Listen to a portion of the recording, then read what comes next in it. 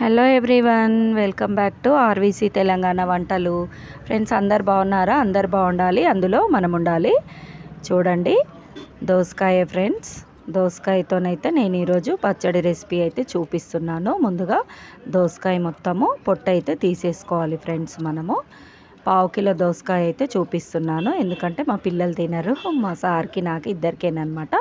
చూడండి, పొట్టు తీసి హాఫ్ కట్ చేసి అందులోని గింజలన్నీ అయితే తీసేసుకోవాలి. ఇలాగా మనము వీడియోలో చూపిస్తున్నట్టు చాలా బాగుంటుంది ఫ్రెండ్స్. ఈ సమ్మర్లో చాలా చలువ అనమాట. మనకు అన్నము ఒక్కొక్కసారి కూరలు తిని బోర్ కొట్టినప్పుడు ఇలా పచ్చడి వేసుకొని తినాలనిపిస్తుంది ఎందుకో అప్పుడప్పుడు. అలాంటప్పుడు ఇలా ట్రై చేయండి.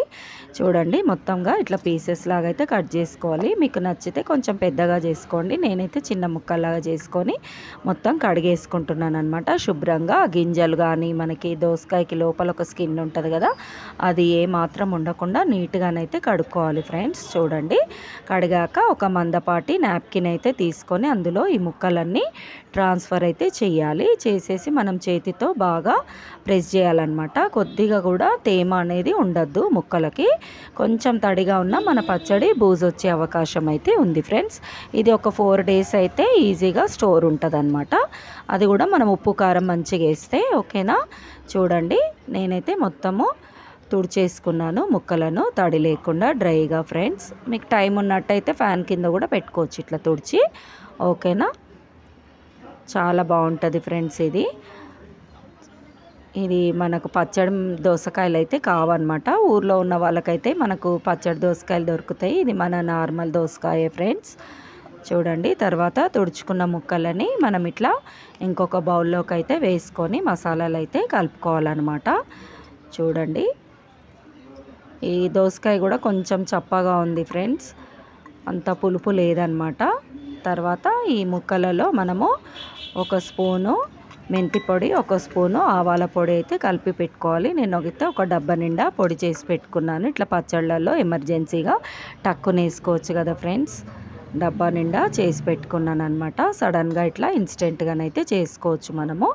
చూడండి, పావు స్పూన్ పసుపు అయితే వేసాను, 1 స్పూన్ ఉప్పు వేసిన ఫ్రెండ్స్. పావు కిలో దోసకాయకి ఉప్పు చాలా ఎక్కువగా ఉండాలన్నమాట పచ్చళ్ళలో, లేకుంటే తొందరగా బూజు వచ్చి పాడైపోతాయి పచ్చళ్ళు, ఓకేనా. కారం కన్నా ఉప్పు అనేది ఎక్కువ ఉండాలన్నమాట. చూడండి, కారము నేను 1 స్పూన్ వేసి మళ్ళీ కొంచెం పావు స్పూన్ ఏదైనా యాడ్ చేశాను అనమాట. కొంచెం స్పైసీగా ఉంటే నోరు కమ్మగా ఉంటుంది, చట్పట్లాగా, ఓకేనా పచ్చళ్ళు. చూడండి, 1 నిమ్మకాయ చెక్క అయితే పిండుతున్నాను ఫ్రెండ్స్. చెప్పాను కదా, దోసకాయ పులుపు లేదనమాట, కొంచెం చప్పగా ఉంది. ఆ పులుపు ఉంటేనే బాగుంటుంది కదా పచ్చళ్ళలో.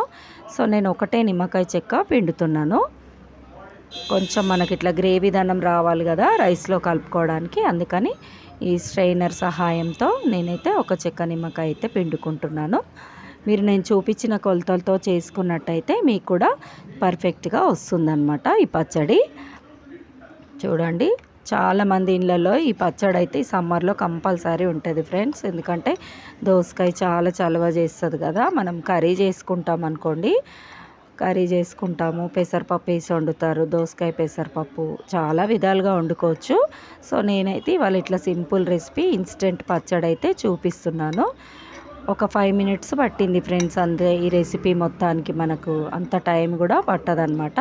మనకు ఎవరైనా గెస్ట్లు వచ్చినప్పుడు కూడా ఇంట్లో అన్ని కర్రీలు చేసి కూడా ఇంకో పచ్చడి పెడదాం అనుకున్నప్పుడు మనకు ఫ్రిడ్జ్లో ఎప్పుడు ఉంటాయి కదా వెజిటేబుల్స్, అలాంటప్పుడు ఇవి టకా చేసేసుకోవచ్చు అనమాట మనము. తర్వాత అంతా కలిపాక ఒక 2 seconds అయితే మూత పెట్టాలి. తర్వాత ఒక ప్యాన్ తీసుకొని ఒక 6 spoons వరకు అయితే ఆయిల్ తీసుకున్నాను. పచ్చళ్ళలో నూనె ఎక్కువ ఉండాలండి, లేకుంటే పాడైపోతాయి, టేస్ట్ కూడా ఉండవు అనమాట. నూనెతోనే పచ్చళ్ళకి టేస్ట్, ఓకేనా. ఒక 1/2 స్పూను నేను ఆవాలు అయితే వేసుకున్నాను తాలింపులో. ఒక 1 స్పూను జీలకర్రనైతే వేసుకున్నాను. చూడండి, అవి కొంచెము ఇట్లా చిటపటలాడనివ్వాలి ఫ్రెండ్స్, లేకుంటే ఆవాలు పట్పటని పళ్ళ కిందికి వస్తాయి అన్నమాట కాగకుంటే, ఓకేనా. ఒక 2 ఎండుమిరపకాయలు అయితే ఇట్లా మధ్యలోకి కట్ చేసేయాలి. మన డ్రై కారం కన్నా ఈ ఎండుమిర్చి ఫ్లేవర్ అయితే సూపర్ ఉంటుంది పచ్చళ్ళలో, అసలు చెప్పనీకే కూడా రాదు, చాలా బాగుంటుంది అనమాట, ఓకేనా. ఎండుమిరపకాయలు కొంచెము ఇట్లా వేగినాక చూడండి, నూనెలో కొంచెం దోసేసి వేయించాక 1 స్పూను మినపప్పు అయితే వేసాను ఫ్రెండ్స్. ఎవరన్నా వేస్తారో లేదో తెలియదు, కానీ ఇదైతే నా ప్రాసెస్ అనమాట. ఒక్కొక్కరికి ఒక్కొక్క స్టైల్ ఉంటుందని చెప్పాను కదా ఫ్రెండ్స్. ఇది నా స్టైల్ అనమాట. మినపప్పు వేయడం వలన మనకి పళ్ళ కింద మంచిగా క్రిస్పీగా తగులుతుంటే చాలా బాగుంటుంది. ఓకేనా. ఈ పచ్చడి అయితే ఒక 2 మినిట్స్ నానింది మసాలాలతో. తర్వాత ఒక స్పూన్ జీలకర్ర పొడి వేసి మనం వేసుకున్న తాలింపు చల్లగా అయ్యాక అయితే వేయాలి. పచ్చడిలో వేడి నూనె అస్సలు పోయొద్దు ఫ్రెండ్స్. చూడండి కలర్ఫుల్గా మన టేస్టీ స్పైసీ సమ్మర్ స్పెషల్ దోసకాయ పచ్చడి అయితే రెడీ. మీరు కూడా ట్రై చేసి ఎలా వచ్చిందో కామెంట్ సెక్షన్లో అయితే చెప్పండి. మరిన్ని మంచి వీడియోలతో మళ్ళీ కలుసుకుందాం. బాయ్.